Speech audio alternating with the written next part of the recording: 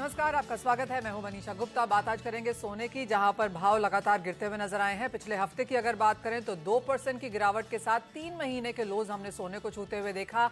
1910 के यहां पर लो बना है। क्या ये खरीदारी के हैं मौके? बात करेंगे उस पर।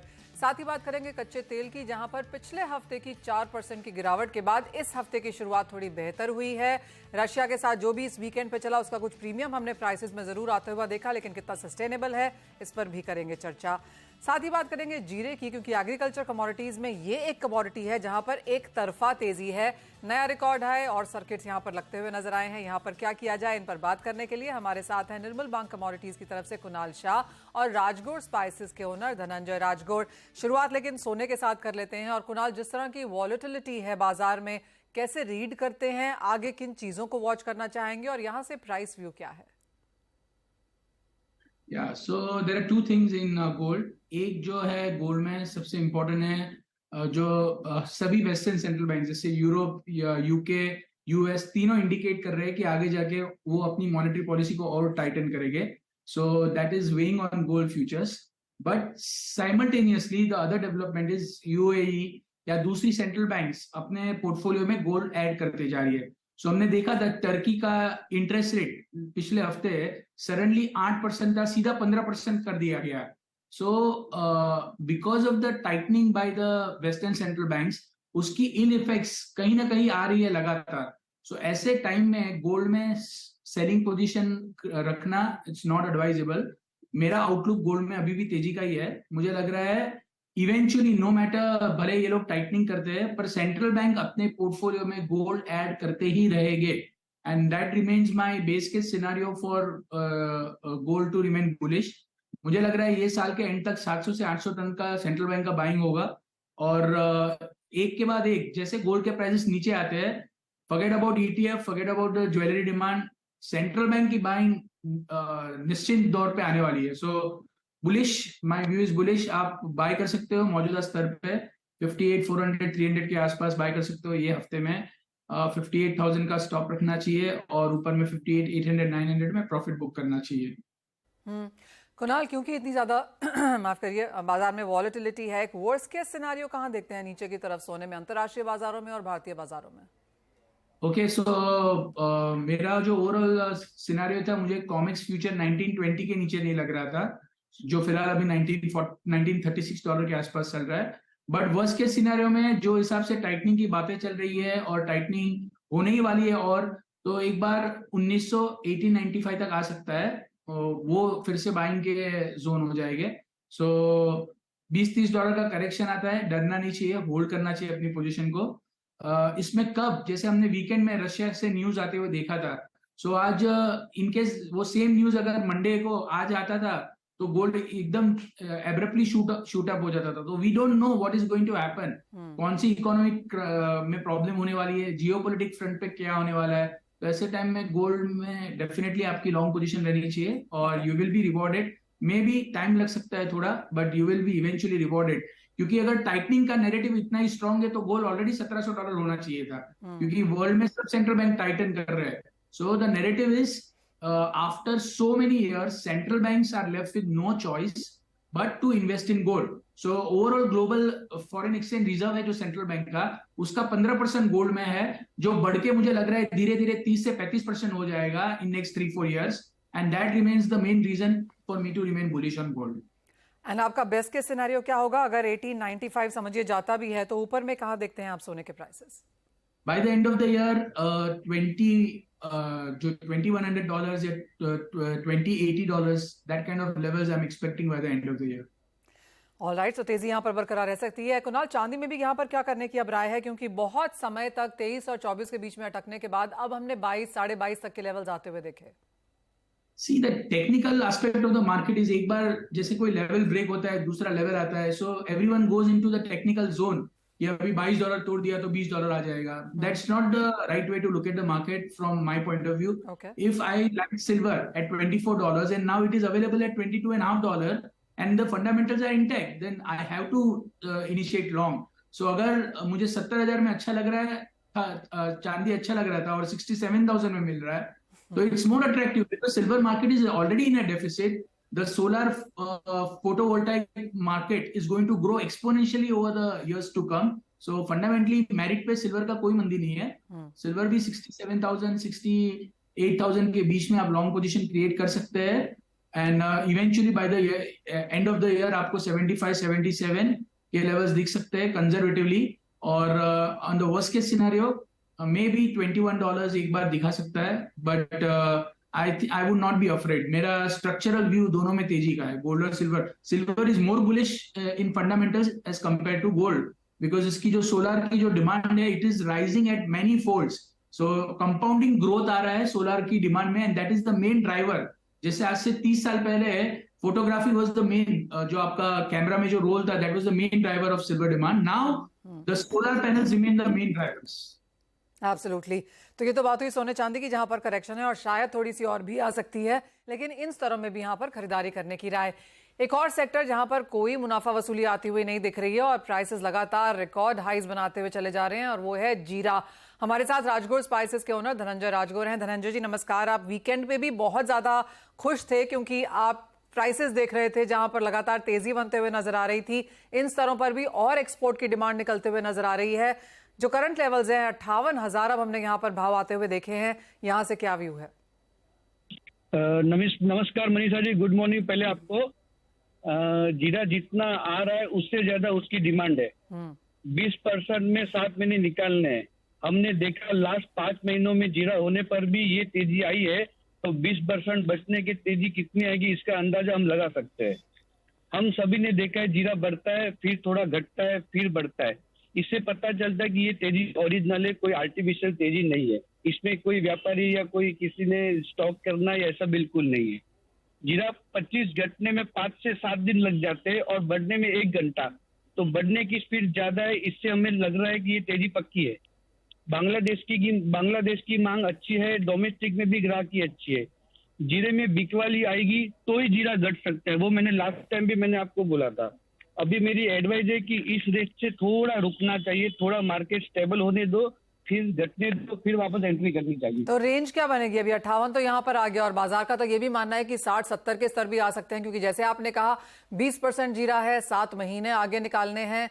किस तरह की मांग फिर देखते हैं और किस तरह का एक बेस्ट केस प्राइस ऊपर में कैसे देखते हैं?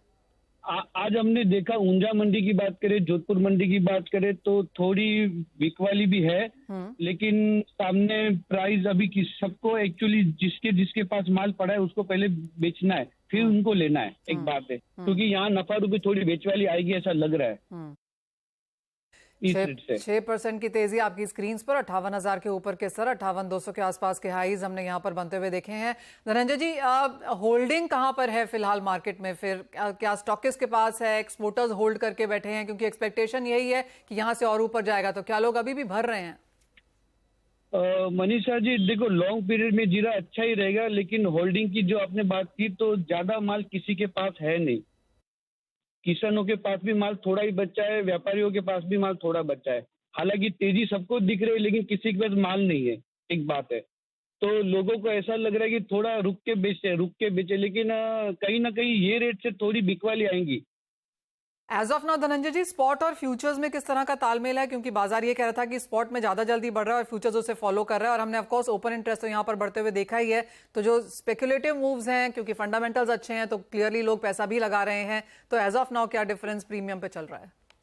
फ्यूचर थोड़ा 20-25 रुपए नीचे चल रहा है और हाजर थोड़ा ऊपर है, क्योंकि हाजर में सबको मालूम है कि माल फिजिकली मिल नहीं रहा इसके लिए. ओके, तो यहां से और तेजी की उम्मीद है? 60-70 के भाव आपको भी लगते हैं आएंगे? अगर 15 जुलाई तक अगर जीरा घट नहीं रहा है तो फिर आगे नई तेजी अपने देखने मिलेगी, ऐतिहासिक भाव. तो हमें 15 जुलाई तक की राह देखनी पड़ेगी हमें.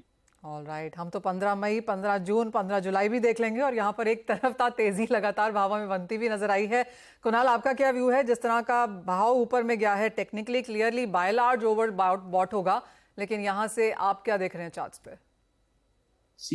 कमोडिटी का एक ही थंब लॉ है, शॉर्टेज का कोई प्राइस नहीं होता है. So it is very difficult to quantify कितना बढ़ेगा. नंबर 2, जीरा स्पाइसेस में फास्ट मूविंग स्पाइस है as compare to the other spice. Turmeric ले लो, ब्लैक पेपर ले लो, दूसरे जितने भी जो लिस्टेड स्पाइसेस है, इसमें jeera is the fastest moving, it is the most consuming spice, it is the basic thing which we require. So ये फास्ट मूविंग कमोडिटी है और इसमें शॉर्टेज है, सो इसको क्वांटिफाई करना बहुत डिफिकल्ट है। सो फ्रेश लॉन्ग इनिशिएट करना ये लेवल पे है, even I am not comfortable, but it can still go up because shortage और फास्ट मूविंग है, इसकी डिमांड बहुत ज्यादा घट नहीं रही है और सामने सप्लाई साइड पे शॉर्टेजेस डेवलप्ड है। सो बढ़ सकता है थोड़ा बहुत और, बट क्वांटिफाई करना बहुत डिफिकल्ट है कितना और बढ़ेगा।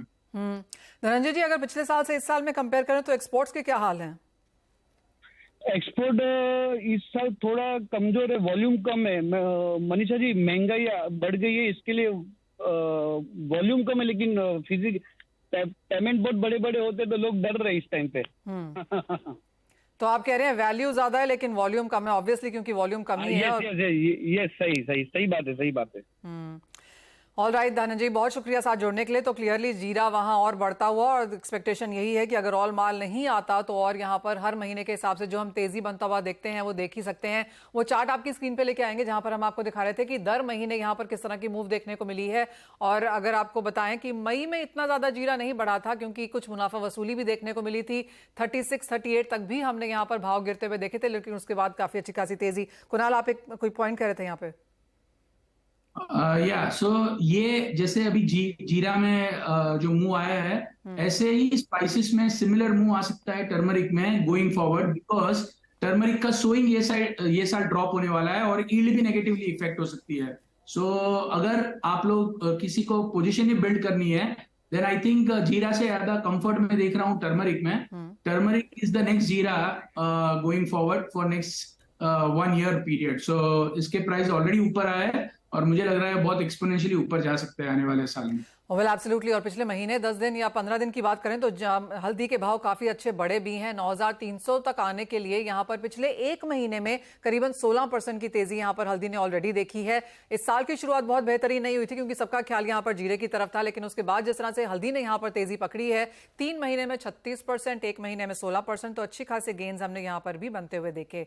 बहुत शुक्रिया कुणाल साथ जुड़ने के लिए। इसी के साथ एक ब्रेक के लिए रुकेंगे, जब लौटेंगे तो यहाँ पर करेंगे कमोडिटी की चर्चा।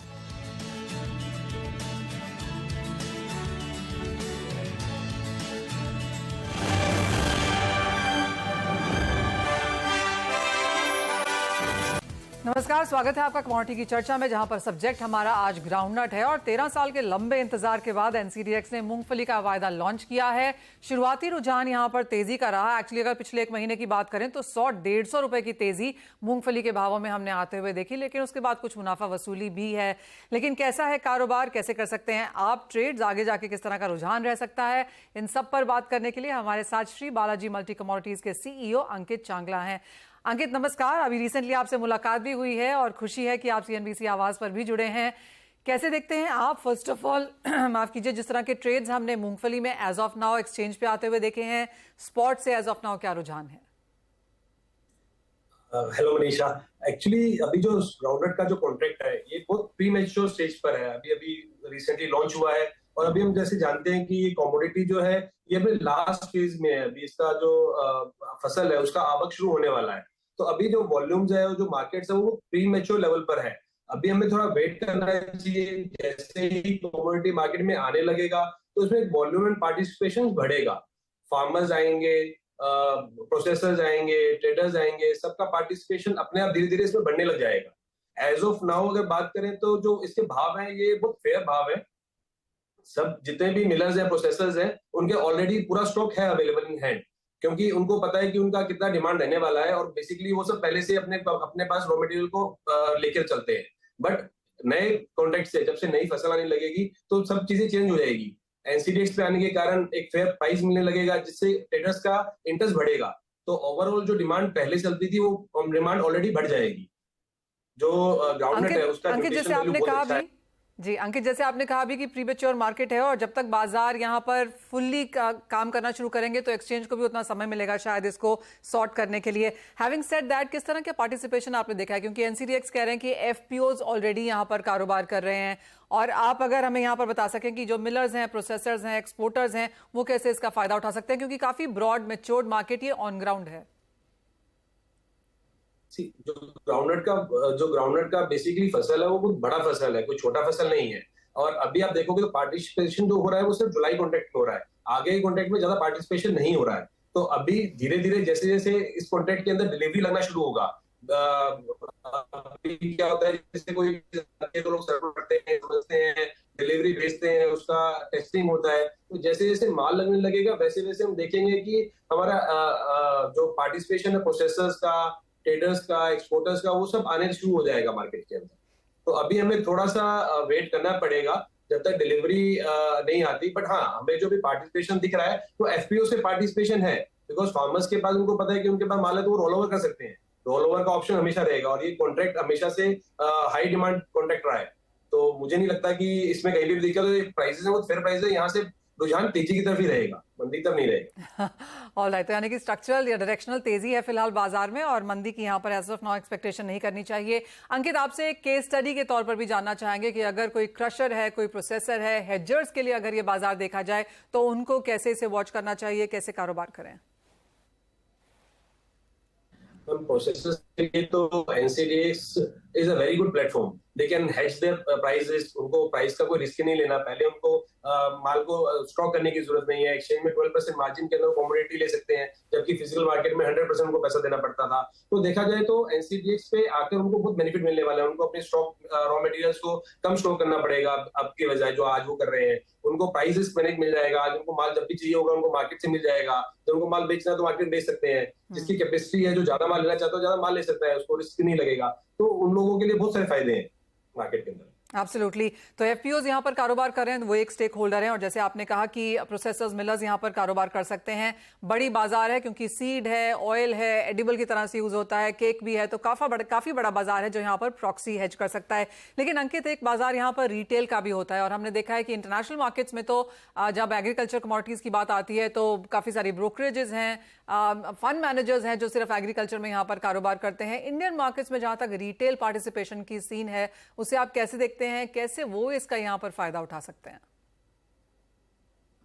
पीनट जो है वो एक ऐसी चीज है जिससे हर कोई रिलेट करता है। आप किचन में देखोगे तो किचन में हर किसी को मिलेगा, हर कोई इंटरेस्टेड है, इसका न्यूट्रिशन वैल्यू बहुत हाई है। तो आई थिंक कि मतलब अगर आप रिटेल की बात करो तो रिटेल इससे जुड़ा हुआ महसूस करता है। ऑयल सीड्स के अंदर भी आप देखोगे तो उसका न्यूट्रिशन वैल्यू और जो इसका डिमांड है वो हमेशा से हाई रहता है। आज के दिन जितना इसका प्रोडक्शन है, जितना प्रोडक्शन आता है उससे ज्यादा तो मिलर्स का डिमांड है। और जो बात रही जो फंड मैनेजर्स हैं और है, तो सब इसको एक अच्छे कॉन्ट्रैक्ट के लिए देख रहे हैं। लोगों को एक नया प्रोडक्ट मिल जाएगा ट्रेड करने के लिए। They can diversify their portfolio because ये ऑयल बाकी ऑयल से थोड़ा डिफरेंट भी है। ऐसा लगता है कि मतलब आप अगर ऑयल्स के अंदर ट्रेड कर रहे हो तो ये आपको एक तरह से ऑयल्स में भी हेज कर देता है। तो इसके अंदर इस कॉन्ट्रैक्ट में काफी अच्छी चीजें हैं, काफी फायदेमंद है। अंकित, एक फाइनल सवाल, जैसे आपने कहा कि आगे जाकर यहाँ पर प्राइसेस थोड़ा सा सपोर्टिव रह सकते हैं, तो आप कैसे देखते हैं यहाँ पर जो ग्राउंडनट सीड है ये तो ऑफ कोर्स, लेकिन अगर ग्राउंडनट ऑयल वाले हैं, प्रोसेसर्स हैं या फिर केक वाले लोग हैं, आपको लगता है कि एक प्रॉक्सी ट्रेड ये पूरी ओवरऑल वैल्यू चेन के लिए बन पाएगा? श्योर, पक्का। ये तो जो अभी प्राइसेस हैं ये बहुत बेस प्राइसेस हैं। और अभी क्या है कि आप देखोगे तो हर कमोडिटी के अंदर जो भी है वो तेजी का सिनेरियो है। चाहे आप उसको मेटल्स में देखो, चाहे आप एग्री में देखो, जीरा भी हमने जैसे बात किया, जीरे में तेजी चल रहा है, ट्यूमरिक तेजी में, तो सब चीजें तेजी की तरफ है। तो मुझे नहीं लगता कि कहीं पर भी इसके अंदर हमें इन प्राइसेस पे कुछ डर लगता है। ये प्राइसेस काफी फेयर प्राइसेस है और यहाँ से हमारा जो रुझान है वो तेजी का ही रहेगा आगे के साथ। ऑलराइट, तो बढ़त की कारोबार यहाँ पर आगे किया जा सकता है और जैसे कहा गया कि क्रॉस वैल्यू चेन यहाँ पर हेजिंग की जा सकती है और फॉर रिटेल एज वेल अगर इन्वेस्टमेंट अपॉर्चुनिटीज भी आप ढूंढ रहे हैं तो उस तरह के कॉन्ट्रैक्ट्स भी अब एग्री में स्पेशली आने लगे हैं। विद ऑल की वेदर में और करेंसी में क्या क्या मूव्स हैं उसका फायदा हमने यहाँ पर एग्रीकल्चर स्पेस में भी आता हुआ देखा है। अंकित, बहुत शुक्रिया एज ऑलवेज साथ जुड़ने के लिए और ये इतना ही समय हमारे पास फिलहाल है कमोडिटी की चर्चा के लिए। मुझे भी दीजिए इजाजत, आप बने रहिए हमारे साथ। ब्रेक के बाद लेकर आएंगे इक्विटी की तरफ पूरा एक्शन।